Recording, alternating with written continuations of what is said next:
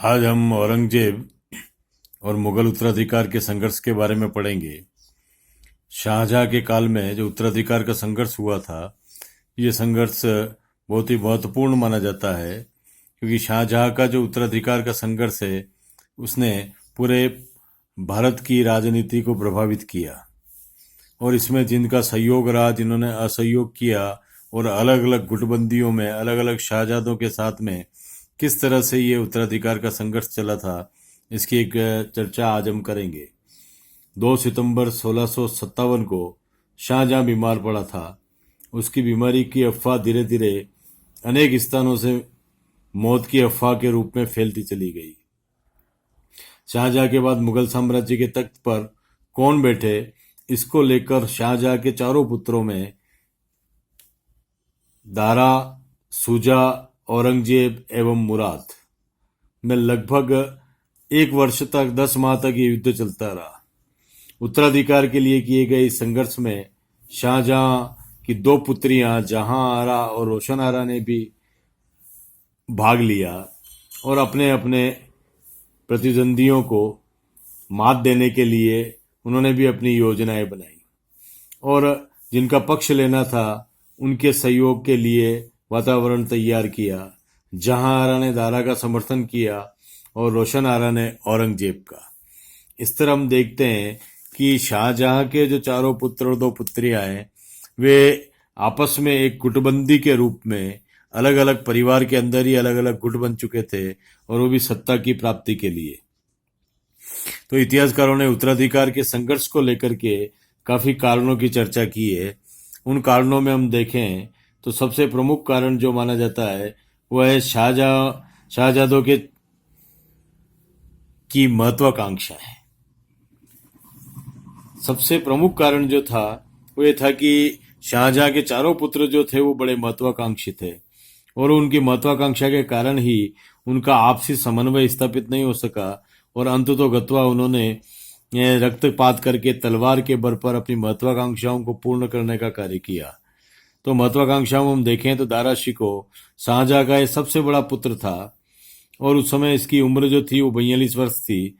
उसे पंजाब, मुल्तान और इलाहाबाद की सूबेदारी मिली हुई थी, लेकिन शाहजहां ने उसको अपनी अनुपस्थिति में इन प्रदेशों का शासन करने की अनुमति दे दी थी।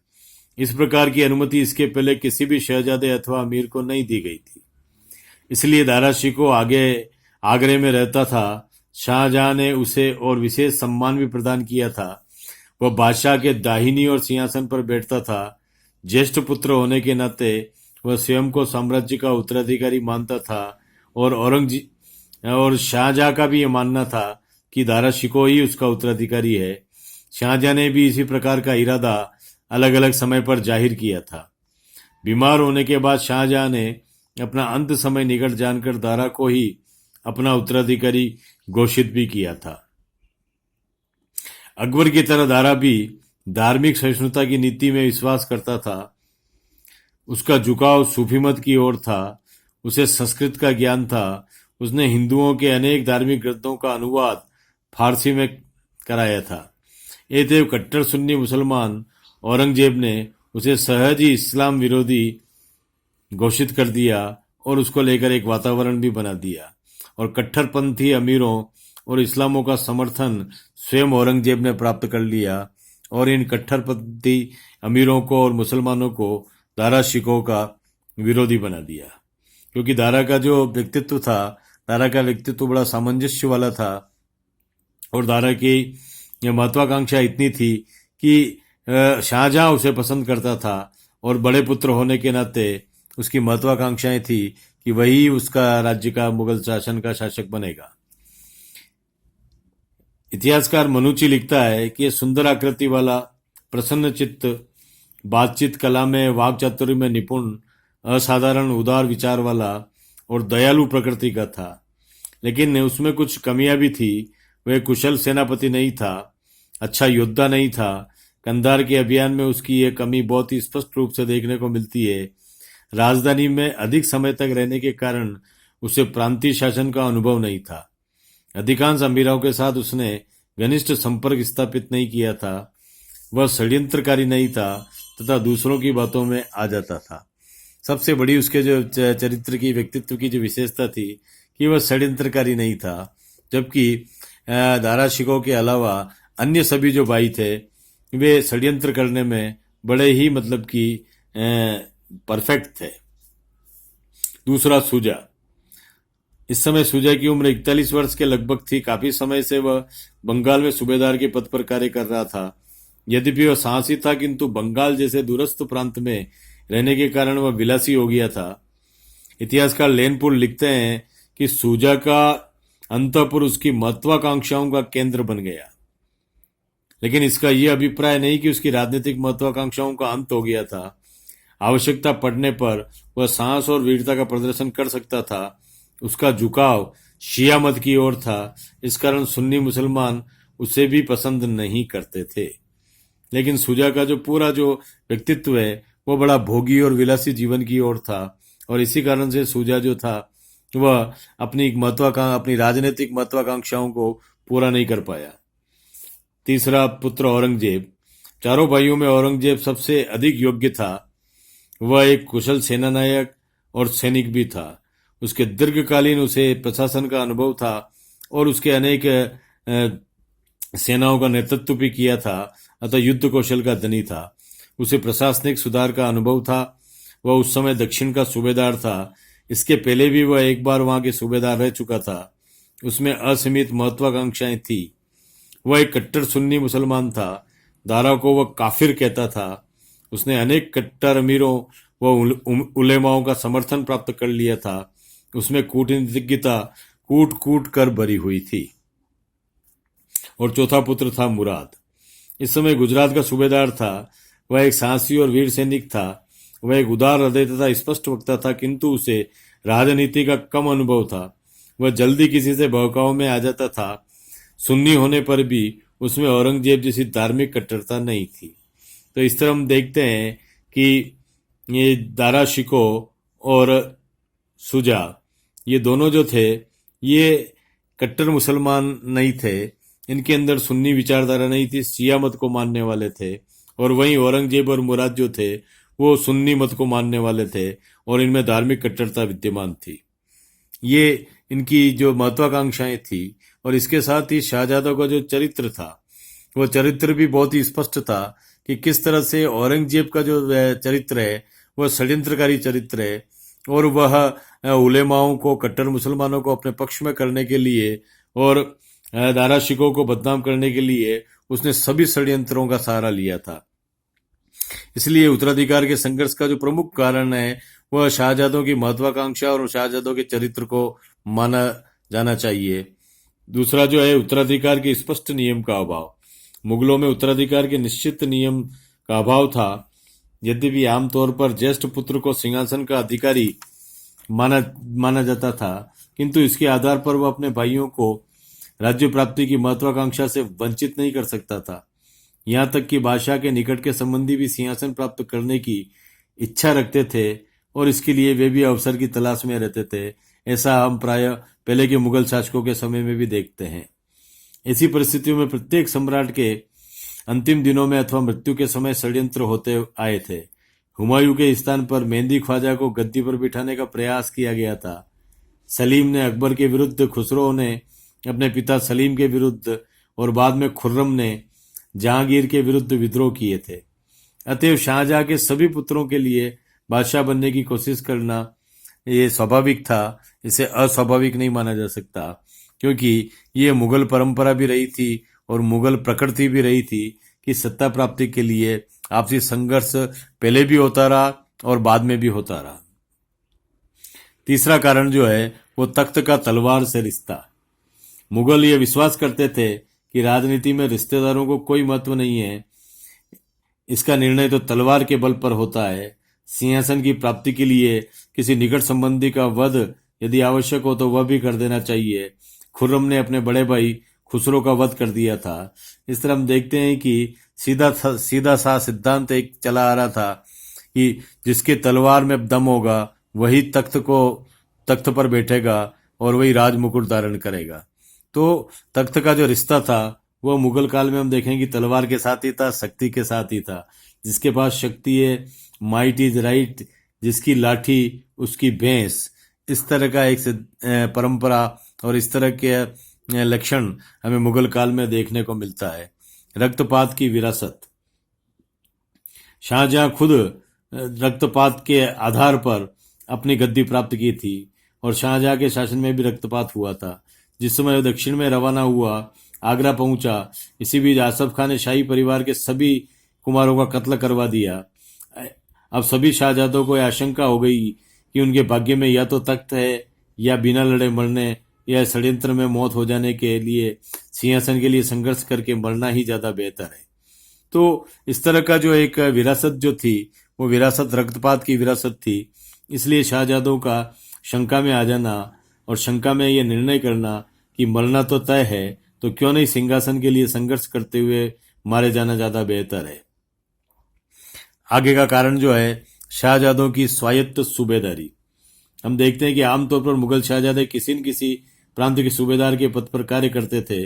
इस पद पर कार्य करते समय वे काफी धन, शस्त्र, सेना और अपना व्यक्तिगत प्रभाव का संचय कर लेते थे। वे अपने समर्थकों की संख्या भी बढ़ा लेते थे, अतः उनके पास आपस में युद्ध करने के लिए पर्याप्त संसाधन उपलब्ध थे। उदाहरण के तौर पर हम देखें तो औरंगजेब ने दक्षिण की अपनी दूसरी सूबेदारी में काफी धन जमा कर लिया था। उसने मीर जुमला जैसे धनी और प्रभावशाली व्यक्ति का सहयोग भी प्राप्त कर लिया था। इस तरह हम देखें कि ये जो शाहजादों की जो स्वायत्त सूबेदारी है, जिस पर शाहजहां का प्रारंभ से ही कोई नियंत्रण हमें देखने को नहीं मिलता है, तो इस तरह से अपनी सूबेदारी के स्थान को इन शाहजादों ने अपनी शक्ति का स्थान बना लिया और वहां के संसाधनों का प्रयोग करते हुए वे शक्ति का प्रदर्शन करने लगे। तो अगला कारण है सूबों पर स्वामित्व, स्थायित्व, व्यक्तिगत प्रभाव की बढ़ोतरी करना। क्योंकि शाहजादे काफी समय से एक ही स्थान पर इनकी सूबेदारी चलती रही, इनकी सूबेदारी की कभी भी अदला बदली नहीं की गई और लंबे समय तक एक ही स्थान पर सूबेदार बने रहने के कारण इनका प्रभाव स्थापित होता रहा। मुगल सम्राट थोड़े समय बाद अपने सूबेदारों का तबादला करते थे ताकि वे एक स्थान पर रहकर अपनी शक्ति न बढ़ा सकें, षड्यंत्र न कर सकें, किंतु शाहजहां ने अपने पुत्रों को एक लंबे समय तक ही एक ही प्रांत में रहने दिया और यही नहीं, कहीं दो बार भी उन्हें उसी प्रांत में भेजा गया। बंगाल में शुजा, गुजरात में मुराद और दक्षिण में औरंगजेब काफी वर्षों से सूबेदारी का कार्य कर रहे थे। तो ये सूबेदारी का कार्य करते करते उनकी जड़ें जो थी वो वहां पर जम गई थी और उनकी जड़ें जम जाने के कारण उन्हें सैनिक सहयोग, आर्थिक सहयोग, राजनीतिक सहयोग, सब तरह का सहयोग उन्हें प्राप्त हुआ और इसमें सबसे ज्यादा सहयोग जो है वो औरंगजेब को प्राप्त हुआ। दारा के व्यक्तित्व से ईर्ष्या। हम देखें कि दारा के जो व्यक्तित्व था, उसकी जो सरलता थी, उसकी जो सदासहिता थी, इन और उसकी जो बहुभाषाविद होना और विद्वान होना, इन सारी चरित्र की विशेषताओं के कारण काफी उसे पसंद किया जाता था। इस कारण से उसके प्रति उनके भाइयों की ईर्ष्या होने लगी। शुजा व औरंगजेब ने आपस में वैवाहिक संबंध स्थापित किए। इन दोनों ने एक दूसरे के साथ पत्र व्यवहार होता रहता था और ये षड्यंत्र की प्लानिंग करते रहते थे। मुराद के साथ भी औरंगजेब का पत्र व्यवहार था। दोनों ने गुप्त रूप से एक दूसरे का साथ देने का वचन दिया था और दारा को परास्त करने के लिए, दारा को हटाने के लिए दोनों के अंदर बहुत सारी अलग तरह की षड्यंत्र की बातें, योजनाओं की बातें हुआ करती थी। इन सभी को लेकर के शाहजहां का जो पिता था, उसका जो उत्तरदायित्व था, उस उत्तरदायित्व को भी एक कारण माना जाता है। क्योंकि अगर शाहजहां का जो ठीक ढंग से शाहजहां कार्य करता तो शायद ये उत्तराधिकार के संघर्ष की इतनी बड़ी नौबत नहीं आती। उसकी जो भूलें थी उनको इतिहासकारों ने चर्चा की है कि सिंहासन पर बैठते समय उसके निर्देश पर आसफ खान ने सभी शहजादों को, चाहे वे सिंहासन के पर बैठने की कोशिश कर रहे हो अथवा नहीं, मरवा कर एक गलत परंपरा स्थापित कर दी थी। इस कारण से ये शहजादे भी शंकित हो उठे थे। दूसरा, दारा को अनेक पद व सम्मान दिए जाना। उसने आगरा में रहने की, शासन चलाने की अनुमति दारा को दे दी थी। इससे अन्य शहजादों के उसके प्रति ईर्ष्या की भावनाएं बढ़ती चली गई। तीसरा कारण जो था, शुजा व औरंगजेब तथा औरंगजेब व मुराद के बीच चल रहे उस पत्र व्यवहार को रोकना नहीं, उस षड्यंत्र की योजनाओं पर प्रतिबंध नहीं लगाना। ये जो एक सबसे बड़ा कारण था कि इस पर कोई भी शाहजहां की तरफ से कोई भी प्रतिबंध नहीं लगाया। अगला है उसकी भूल का हिस्सा कि उसने शहजादे को एक स्थान पर अधिक समय तक रहने दिया और उन्हें एक नहीं दो बार उसी जगह की सूबेदारी प्रदान की।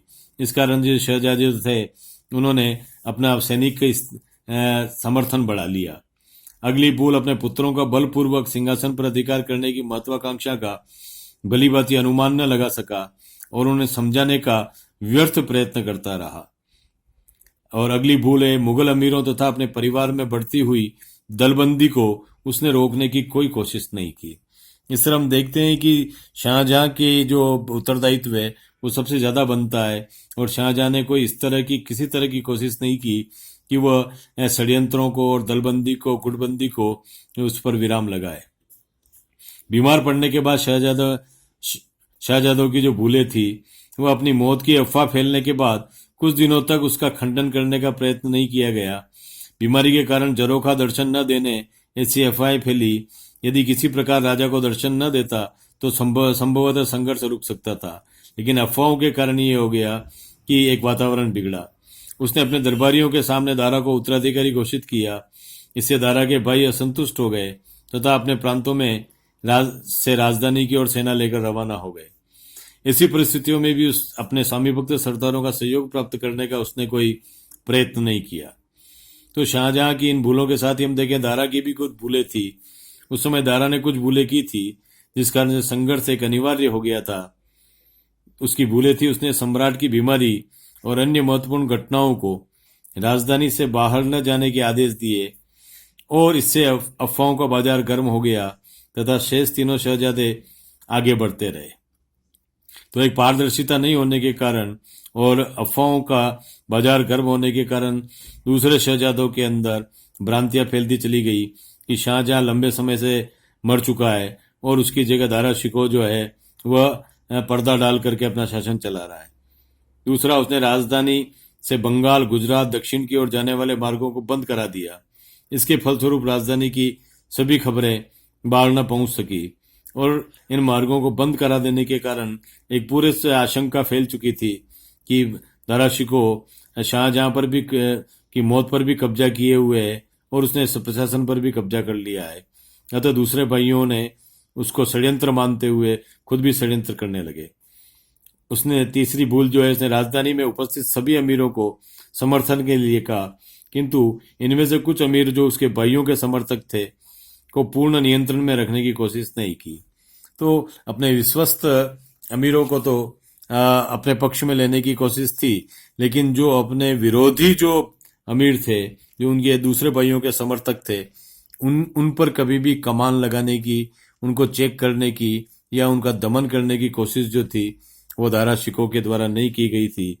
इसलिए ये उत्तराधिकार का जो संघर्ष है, इस संघर्ष के कारण जो माने जाते हैं, उन कारणों में हम देखें कि सबसे ज्यादा जो संघर्ष का जो इस कारण का जो दायित्व है, वो जो उत्तरदायित्व है वो शाहजहां और दारा शिकोह पर ही जाता है कि वो ठीक ढंग से अगर उन्होंने इसको प्लानिंग किया होता और इसके प्रशासनिक रूप से अगर इसको उत्तराधिकार को देखा होता तो निश्चित रूप से ये उत्तराधिकार का संघर्ष इतना रक्तपात वाला न होता और भारत को मुगल साम्राज्य में आगे जाकर के एक दारा जैसा एक संवेदनशील मुगल सम्राट प्राप्त होता, औरंगजेब जैसा कट्टर शासक प्राप्त नहीं होता। धन्यवाद।